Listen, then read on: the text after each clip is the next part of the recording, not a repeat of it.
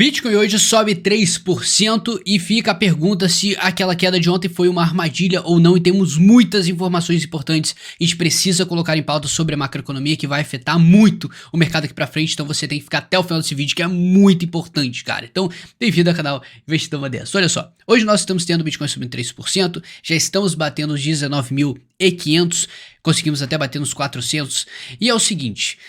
E dentro dessa incerteza, se isso aqui é uma armadilha ou não, a gente precisa entender que no gráfico de 1 hora, aquilo que a gente já estava conversando há um bom tempo sobre aquele range lateral que o mercado estava criando, isso aqui estava criando pra gente um padrão de baixa, um triângulo descendente, tá? Então com isso aqui, a gente teria um rompimento para baixo, isso foi concretizado, o mercado acabou entregando, só que a gente está formando um fundo aqui, meio que temporário no curtíssimo prazo, mas isso é especialmente causado pelo S&P 500. O S&P 500 ontem teve uma queda, eu quero que vocês prestem muita atenção nas diferenças de ambos os mercados, para não falhar no português com vocês.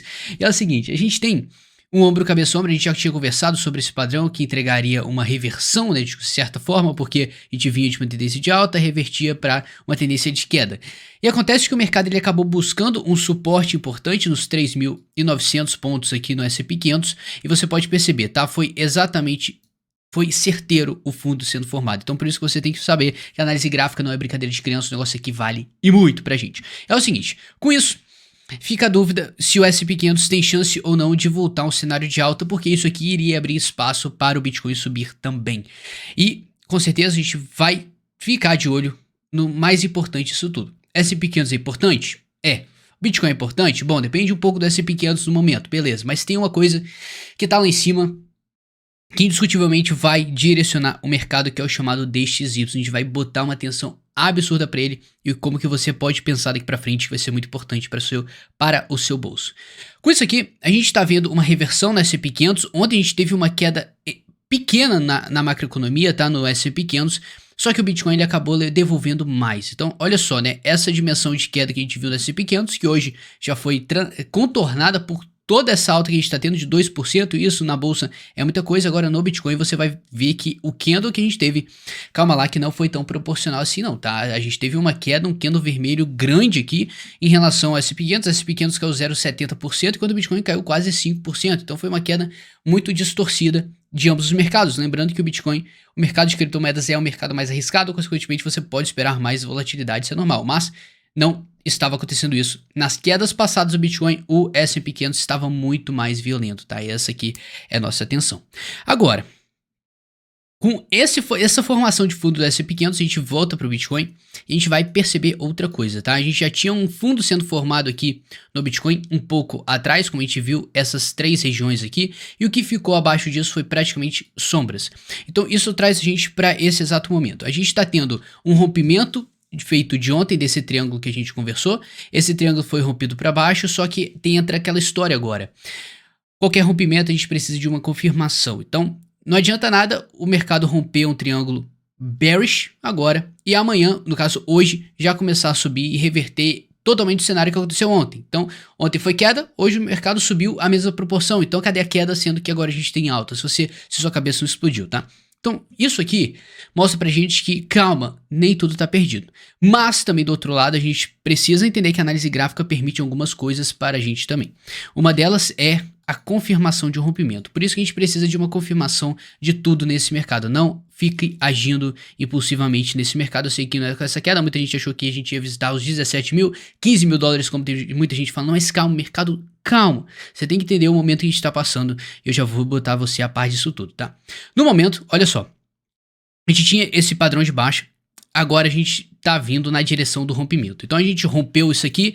O mercado, em tese, ele gosta de buscar essa mesma região para confirmar o rompimento. O que seria confirmar? Ele iria visitar essa região e se realmente a direção fosse para baixo, a gente buscaria valores abaixo depois de retestar essa região aqui dos 19.600 dólares. Isso vai acontecer? Cara, o mercado tá querendo se manter nessa zona de suporte. Isso aqui é valioso pra gente e você pode perceber que agora, nesse exato momento, ele tá batendo com os suportes passados do mercado. Então, olha que essa região acaba sendo a região da prova, porque a partir do momento que a gente tem essa resistência e essa aqui, se ele passar essa aqui, a gente já vai para essa aqui e a situação aqui pode ser ruim, mas se ele rejeitar agora de primeira vai ser bem pior, tá? Porque vai acabar com qualquer chance de confirmação, qualquer chance de reversão nesse cenário pra gente começar a subir. E aqui que entra a cereja do bolo, tá? A gente vai colocar um pouquinho do índice de força relativa pra gente ter uma noção do que tá acontecendo no curto prazo.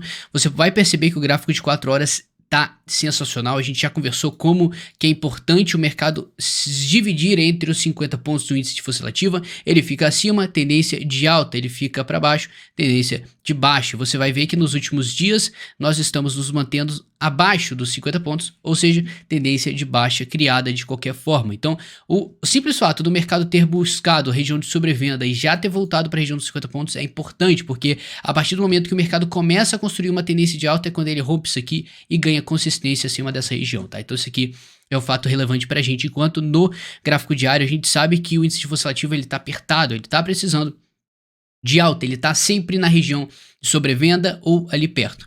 E o simples fato de antes o mercado ter buscado lá nos 17.800, onde foi o nosso último fundo, a região abaixo da sobrevenda, agora ele está se mantendo milimetricamente acima da região de sobrevenda. Então isso aqui pode ser uma resposta do mercado, uma resposta da força compradora, percebendo que o mercado, de certa forma, está descontado quando ele chega em regiões precificadas perto desse fundo, tá? Então isso aqui é sim um dado relevante pra gente, a gente tá vendo uma força compradora aparecendo no mercado e isso entra mais ainda na nossa tese que a capitulação que a gente tem no mercado, aquela venda desenfreada, venda desesperada de tudo, já passou, tá? Conforme a gente veio descendo isso tudo aqui, essa dimensão dessa queda aqui, isso aqui pra gente foi simplesmente uma capitulação, uma venda desesperada dos 50 mil dólares até os 17, tá? Então você tem ideia da dimensão dessa queda e quanta força vendedora apareceu para isso acontecer. Então é difícil você ter várias capitulações acontecendo, geralmente é uma formação de fundo e o mercado começa a trabalhar numa lateralidade que pode entregar depois uma alta, mas ele tende a levar um tempo para realizar outra capitulação, porque para você ter uma venda desesperadora, você precisa atrair novos compradores, porque te garanto que nessa brincadeira aqui, muitos compradores foram embora, tá? Então a gente precisa reconquistar isso aqui, não foi espaço suficiente, pelo menos, pra gente atrair tanto dinheiro pro mercado, novos compradores, até porque a gente tá vendo o seguinte, tá? Tudo isso que nós estamos presenciando, essa lateralidade, é uma jogada dos grandes, inevitavelmente. Você tá vendo que a gente teve uma venda muito forte do institucional aqui, do capital grande que a gente fala, chamado baleias, e que acabou causando essa queda. Só que a gente chega a certo ponto e eles começam a comprar. Então quem dita o movimento é esse gráfico aqui, é essa variação de volume de quem tem grana. Enquanto os pequenininhos eles ficam na mão desse carinha aqui dos grandões. Então enquanto isso a gente tem o Open Interest ainda alto de certa forma, a gente já tá batendo as máximas e o Open Interest ele é sinal que tem muita gente para ser liquidada. Muita gente entrou em long nesse ponto aqui do mercado, que ele ainda não voltou a buscar os 17.800, a gente só bateu lá uma vez, já voltou a subir, isso ali a gente já tinha capital, pessoas entrando em capital, em contratos futuros, isso aí vai aumentando o Open Interest, o interesse em contratos abertos do mercado, isso aí vai causando esse efeito que você está vendo, essa alta gigante aqui dos contratos, já batendo 125 mil bitcoins e contratos abertos. E leva a gente agora para o principal, DXY, tá? Eu quero que você deixe o seu like, porque a informação é muito importante e até a informação que eu tô te passando aqui tá cada vez mais completa. Eu quero te dar muito mais informação, por isso que eu tô estudando mais pra te passar a informação. E o seu like é o mínimo que você pode fazer e se inscrever é sua obrigação, pra ser sincero, tá? Então olha só, a gente tem o quê? DXY, você já deve ter escutado falar, a gente falar aqui, que é o seguinte, o DXY é a força do dólar, isso aqui é muito importante, tá? Com a força do dólar, se o dólar está forte, significa que os mercados estão fracos, porque o dinheiro está indo para o dólar e não para os mercados. Então, quando você tem o efeito contrário, você tem o dólar perdendo força e os mercados ganhando força, porque eu não vou ficar com o dólar aqui, eu vou gastar ele, eu vou comprar, eu vou investir o meu dólar. Então, isso aí é questão de demanda, oferta e demanda, e a gente começa a valorizar sempre o outro lado. Por isso que mercados voláteis e o dólar, eles são inversamente correspondentes, tá? Então, olha só.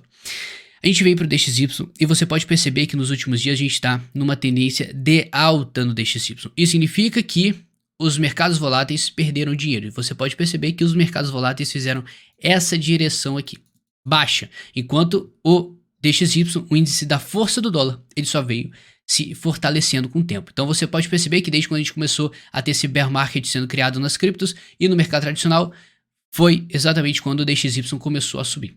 E por que que isso aqui é importante pra gente? Porque muita gente ainda está falando que o DXY, a partir dessa tendência de alta fortíssima, ele tá na hora de fazer uma retração. Então tá na hora de ele pegar e formar um topo aqui e começar a dar um espaço melhor para os mercados voláteis, Bitcoin e S&P 500 começarem a ter o rally interessante, mas pelo menos não seja infinito, tá? Então isso aqui pode ser uma correção, uma onda corretiva do DXY, para depois permitir mais alta do dólar.